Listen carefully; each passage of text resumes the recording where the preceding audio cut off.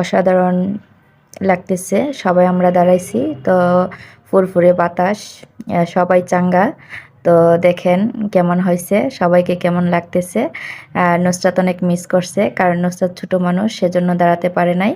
আর সবাইকে কেমন লাগছে অবশ্যই কমেন্ট করে জানাবেন। গাইস, সুন্দর মুহূর্তের অস্তিত্ব আছে বলেই শত যন্ত্রণার মাঝে কিন্তু আমরা আনন্দ নিয়ে অনেকটা পথ পাড়ি দেই, অনেকটা জীবন বেঁচে থাকি। কে কি বলল আর কে কি বলবে এগুলোকে পাত্তা দিতে গিয়ে নিজের মূল্যবান সময় নষ্ট করবেন না। স্পষ্ট কথা বলা যাদের স্বভাব